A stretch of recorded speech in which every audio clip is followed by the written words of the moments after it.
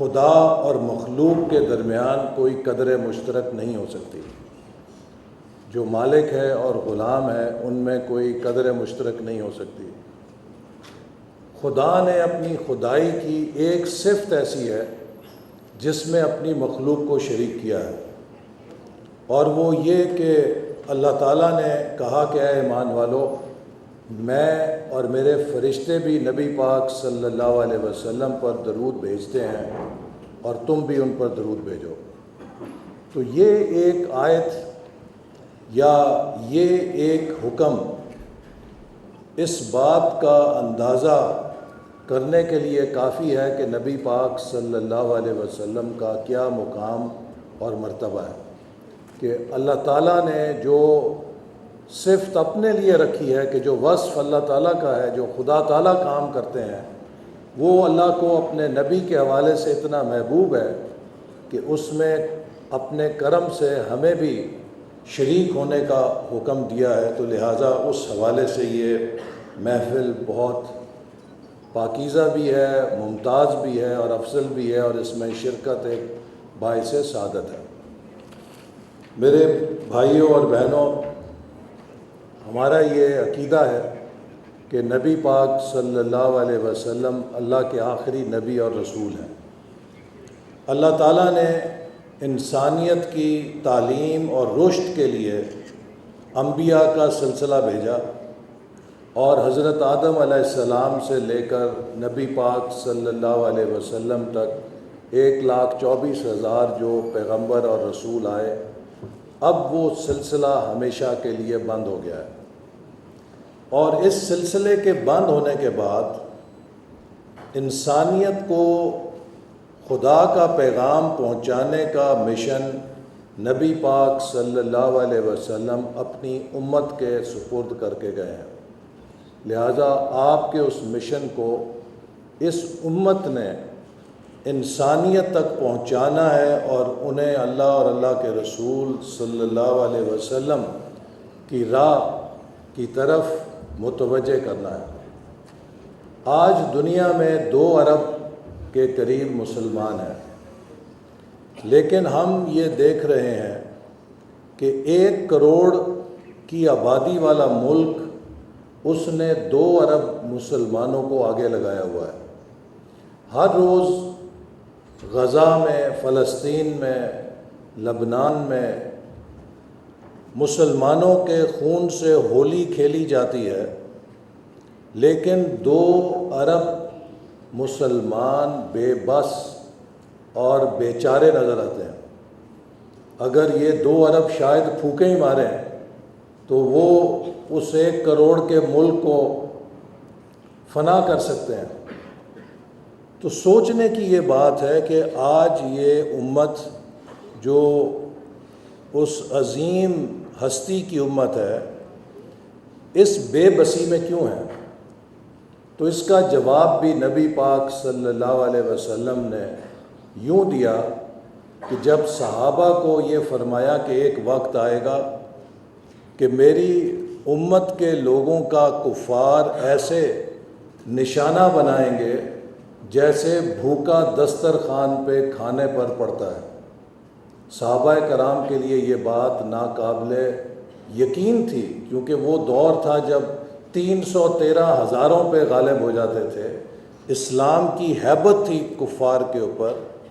تو وہ حیرت زدہ ہو گئے اور انہوں نے سوال کیا کہ کیا یا رسول اللہ صلی اللہ علیہ وسلم مسلمان قلیل ہو جائیں گے؟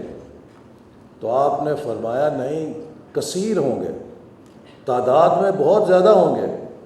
تو صحابہ کرام مزید حیرت زدہ ہو گئے کہ مسلمان کثیر بھی ہوں گے اور اتنے لاچار ہوں گے کہ ان کا شکار کفار ایسے کھیلیں گے جیسے بھوکا کھانے پر پڑتا ہے۔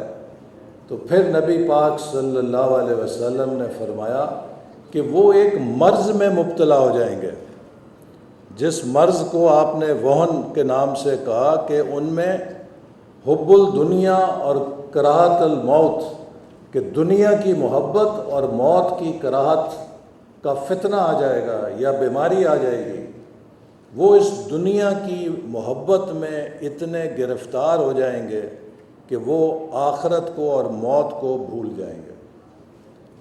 آج آپ دیکھیے کہ اسی حدیث کی تعبیر آج کے حالات میں نظر آتی ہے۔ ہم سب نبی پاک صلی اللہ علیہ وسلم سے محبت کا دم بھرتے ہیں، اللہ اور اللہ کے رسول صلی اللہ علیہ وسلم کے لیے مر مٹنے کی تقریریں کرتے ہیں، لیکن آج کے اسلام کا المیہ یہ ہے کہ ہمارا اسلام صرف حلق سے اوپر رہ گیا ہے۔ ہماری زبان سے بہترین تقریر ہوتی ہے، ہماری زبان سے بہترین نعرے لگتے ہیں، حلق پھاڑ کر ہم لاؤڈ سپیکر توڑ دیتے ہیں، لیکن عمل کی دنیا میں ہم 0/0 ہیں۔ آج امت مسلمہ علم کے بحران کا بھی شکار ہے اور عمل کے بحران کا بھی شکار ہے۔ علم کے اندر وہ امت کہ جس کے نبی کو معجزہ علم کا دے کر اللہ تعالیٰ نے یہ اعلان کیا کہ آنے والا دور علم کا دور ہوگا۔ نبی کریم صلی اللہ علیہ وسلم کو بھی کوئی ایسا معجزہ مل سکتا تھا جیسے حضرت عیسیٰ علیہ السلام کو ملا، حضرت موسیٰ علیہ السلام کو ملا۔ آپ بھی پتھر کو انسان بنا سکتے تھے، آپ بھی چڑیا کو انسان بنا سکتے تھے، آپ بھی مردہ کو زندہ کر سکتے تھے، لیکن نبی پاک صلی اللہ علیہ وسلم کو اللہ تعالیٰ نے قرآن حکیم کا معجزہ دیا کہ ایک ایسی ہستی کہ جس کے لیے دنیا میں کوئی ایسا ریکارڈ نہیں ہے کہ اس نے دنیا میں کسی استاد سے یا جامع سے تعلیم حاصل کی ہو، اس کی اللہ تعالیٰ نے، اس ہستی کی اللہ تعالیٰ نے براہ راست اپنی نگرانی میں تعلیم کی اور اس کے ذریعے ایک ایسا علم کا شاہکار دنیا کو دیا جس کے اندر قیامت تک لوگ غوطہ زن ہو کر نئے معنی اور نئی علم کی اور دانائی کی باتیں تلاش کرتے رہیں گے۔ اتنا وہ ایک علم کا منبع ہے۔ تو وہ علم دے کر ہمیں بتایا گیا کہ آنے والا دور علم کا ہے۔ آج مسلمان علم میں کہاں کھڑے ہیں؟ اگر دنیا میں مختلف تہذیبوں کی علم کی انڈیکس بنائی جائے تو مسلمانوں میں سب سے زیادہ جہالت ہے، مسلمانوں کے بچے سب سے زیادہ تعلیم سے محروم ہیں۔ اگر آج آپ دنیا میں تحقیق کے منظر نامے پہ نظر ڈالیں تو کوئی مسلمان سائنسدان نوبل انعام لینے کے قریب نظر نہیں آتا۔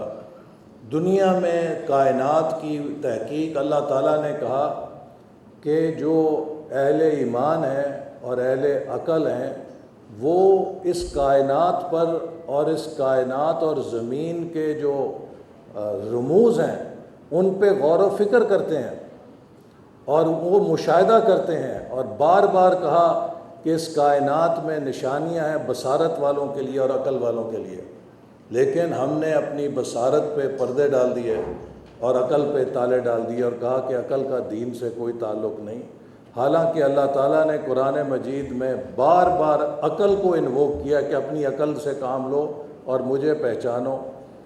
اللہ تعالیٰ نے کہا کہ سخر لکم الشمس والقمر، کہ یہ سورج اور چاند تمہارے لیے مسخر کر دیے ہیں۔ آج چاند کی تسخیر کس نے کی ہے؟ چاند کی تسخیر امریکہ نے کی ہے، روس نے کی ہے، چین نے کی ہے، حتیٰ ہندوستان نے بھی کر لی ہے، کوئی مسلمان ملک اس کے قریب نہیں ہے۔ آج کائنات کی حدود کی کھوج میں جیمز ویب ٹیلیسکوپ ناسا اور یورپ کے اسپیس ایجنسی سے لانچ ہو کے کائنات کی انتہا جو ابتدا ہے اس کی کھوج میں نکلی ہوئی ہے۔ کسی مسلمان ملک کے پاس یہ صلاحیت بھی نہیں کہ وہ چاند کے زمین کے مدار تک بھی چلا جائے۔ تو یہ ایک علم کے اندر ہماری جو پستی ہے، بے بسی ہے، وہ اس کا ثبوت ہے۔ اسپین میں جب مسلمان عروج پہ تھے، mathematics, science, physics, chemistry, algebra geography, فلسفی، ایسٹرانومی، ہر شعبے میں جو کلیے دینے والے سائنسدان اور محققین تھے وہ مسلمان تھے۔ تو یونیورسٹی آف غالباً کیلگری نے ایک مقالہ لکھا، کینیڈا کی ایک یونیورسٹی نے، اس میں انہوں نے یہ جاننے کی کوشش کی کہ کیا وجہ ہے کہ مسلم اسپین کے اندر مسلمان علم کے اندر اتنی دسترس رکھتے تھے۔ تو ان کا نچوڑ یہ تھا کہ مسلمانوں میں علمی قیادت کی وجہ قرآن مجید سے ان کا تعلق تھا، چونکہ قرآن مجید یہ بتلاتا ہے کہ اللہ تعالیٰ از آل نوئنگ۔ تو اگر آپ نے آل نوئنگ تک پہنچنا ہے تو آپ کو علم کی سیڑھی کے ذریعے ہی آپ اس ہستی تک پہنچ سکتے ہیں جو علم کی انتہا ہے۔ لہٰذا مسلمان مسلسل علم کی جستجو میں رہتے تھے تاکہ وہ خدا سے قریب ہو سکیں علم کی وجہ سے۔ اور پھر اس نے یہ بھی کہا کہ جو قرآن مجید نے ان کو مشاہدے اور تفکر اور تدبر اور کائنات پر غور و فکر کی دعوت دی ہے، اس نے مسلمانوں کو تحقیق اور جستجو میں لگایا اور وہ دنیا میں علم کے میدان میں قیادت پہ تھے۔ تو میرے بہنوں اور بھائیوں، سوال یہ پیدا ہوتا ہے کہ اگر قرآن مجید اس دور کے مسلمانوں کے دماغوں کو اور دلوں کو اس طرح متاثر کرتا تھا کہ وہ علم کی کھوج میں لگ کر دنیا میں علم دینے والے تھے، تو آج بھی وہی قرآن مجید موجود ہے۔ کیا وجہ ہے کہ وہ قرآن مجید ہمارے دل و دماغ کو اس طرح نہیں گدگداتا یا اس طرح تحریک نہیں پیدا کرتا؟ اس کا مطلب یہ ہے کہ ہماری بصارت پر اور عقل پر اور دل پہ زنگ لگ گیا ہے۔ ہم اس قابل نہیں ہیں کہ قرآن مجید کی اس کلام سے وہ انسپریشن لے سکیں۔ ہمیں اس زنگ کو اتارنا ہے۔ جب تک ہم علم کے اندر بیدار نہیں ہوں گے، علم کے اندر قیادت حاصل نہیں کریں گے، ہم وہ مشن پورا نہیں کر سکتے جو نبی کریم صلی اللہ علیہ وسلم ہمیں منتقل کر کے گئے ہیں ختم نبوت کے بعد۔ عمل کی دنیا میں اگر آئیں تو آپ بتائیے کہ نبی پاک صلی اللہ علیہ وسلم کی وہ کون سی تعلیمات ہیں جو ہمارے معاشروں میں نظر آتی ہیں؟ اسلام آباد کے اندر، پنڈی کے اندر، ملک کے اندر کتنی دکانیں ہیں جن کے بارے میں آپ کہہ سکتے ہیں کہ وہاں جائیں اور آپ کو دودھ کا ایک گلاس 100% خالص مل جائے گا، جبکہ آپ نے فرمایا جو ملاوٹ کرتا ہے وہ ہم میں سے نہیں۔ ہم کتنی آسانی کے ساتھ ملاوٹ کرتے ہیں۔ آپ نے فرمایا کہ صفائی نصف ایمان ہے۔ ہمارے کتنے محلے، کتنے بازار ہیں، کتنے سکول ہیں جو صفائی کا نمونہ پیش کرتے ہیں۔ آپ نے فرمایا کہ مومن کبھی جھوٹا نہیں ہو سکتا۔ ہم کتنی آسانی کے ساتھ روزانہ اپنی زندگی میں جھوٹ بول لیتے ہیں۔ اسی طرح ہر وہ عمل جو نبی پاک صلی اللہ علیہ وسلم اپنی سیرت سے اور ہمیں تلقین کر کے گئے، ہمارا عمل اس کے برخلاف ہے، اور ہمارا دعویٰ یہ ہے کہ ہم نبی صلی اللہ علیہ وسلم کے غلام ہیں۔ اور اس کی مثال ایسی ہی ہے کہ جیسے ایک بیٹا یا بیٹی ماں باپ کے سامنے کھڑے ہو کر یہ دعویٰ کرتے رہے کہ اماں جی، ابا جی، مجھے آپ سے بڑا پیار ہے، اور ابا جی اسے کہیں بیٹا جاؤ جا کے گلاس پانی کا لا کے دو، وہ کہے ابا جی مجھے آپ بہت اچھے لگتے ہیں، مجھے آپ سے بڑا پیار ہے۔ ابا جی کہیں بیٹے وہ دروازے پہ کسی نے دستک دی ہے، جا کے دیکھو کون آیا ہے۔ وہ ادھر ہی کھڑا کہتا رہے کہ ابا جی آپ مجھے بڑے پیارے لگتے ہیں، مجھے آپ سے بڑا پیار ہے، پر وہ ہلے نہ اپنی جگہ سے۔ ابا جی کہیں جاؤ بیٹا بازار سے سودا لے آؤ، گھر میں سودا نہیں ہے، وہ کہے ابا جی آپ سونے بڑے ہیں، پیار بڑا ہے مجھے آپ سے، محبت بڑی ہے، مجھے اچھے بہت لگتے ہیں آپ سے۔ تو آپ مجھے بتائیں کہ وہ ابا جی اس اولاد کے ساتھ کیا کریں گے کہ تمہاری اس زبانی میں نے کلام کا کیا کرنا ہے جب تم ہر وہ کام جو میں تمہیں کہتا ہوں اس کی حکم عزولی کرتے ہو۔ تو جو محبت ہے اس کا تقاضا یہ بھی ہے کہ اس محبت کے عملی تقاضے پورے کیے جائیں، عمل بھی اس کے مطابق کیا جائے، تاکہ اس سے پھر ہم وہ اپنے عمل سے ثابت کریں کہ ہم محبت کے اندر سچے ہیں۔ آخر میں یہ بات ضرور کہنا چاہتا ہوں کہ آج کچھ عناصر مذہب کو اور نبی پاک صلی اللہ علیہ وسلم کی حیثیت کو یا ہستی کو امت میں تو فرقے کا ذریعہ بنانا چاہتے ہیں۔ ہمیں آج اتحاد کی ضرورت ہے۔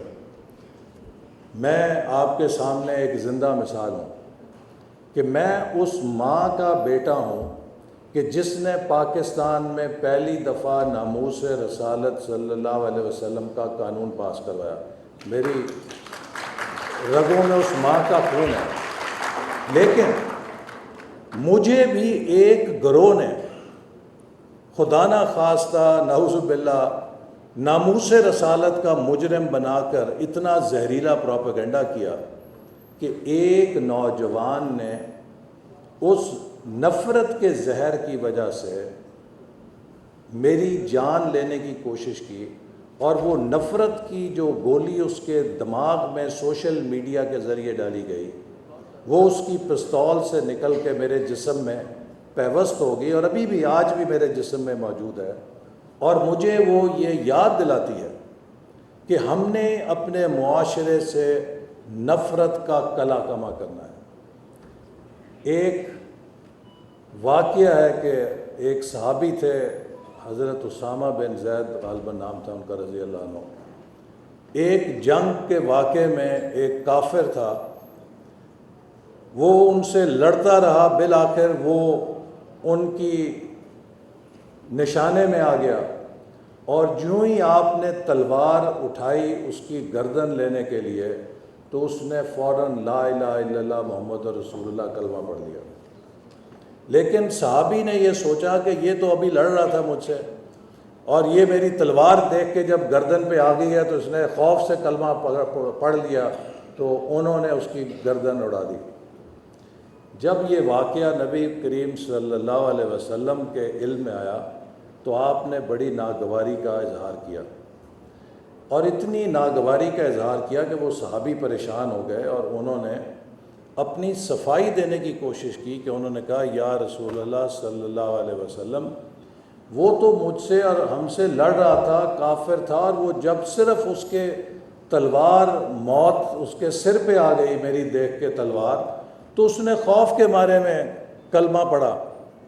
تو نبی پاک صلی اللہ علیہ وسلم نے ایک دفعہ نہیں، مسلسل تکرار سے کہا کہ کیا تم نے اس کے دل کو چیر کے دیکھا تھا؟ کیا تم نے اس کے دل کو چیر کے دیکھا تھا؟ کیا تم نے اس کے دل کو چیر کے دیکھا تھا؟ یہ ہے رحمت للعالمین کی شخصیت، کہ جو شخص کلمہ پڑھ لے اس کے بعد اس کے ایمان کا فیصلہ کسی انسان نے نہیں کرنا، کسی جتھے نے نہیں کرنا، اس کا فیصلہ اللہ تعالیٰ کی ذات نے روز قیامت پہ کرنا ہے۔ اور کسی کلمہ گو کی جان لینے کا مقصد یہ ہے کہ آپ نے پوری انسانیت کو قتل کر دیا، بلکہ صرف کلمہ گو ہی نہیں، کسی بھی انسان کو اگر آپ نے قتل کر دیا تو آپ نے پوری انسانیت کا قتل کر دیا۔ یہ ہے رحمت للعالمین کا درس۔ اور میں آخر میں یہ بات نوجوانوں سے کہہ کے اجازت لوں گا، آج کے دور کا سب سے بڑا چیلنج سوشل میڈیا ہے۔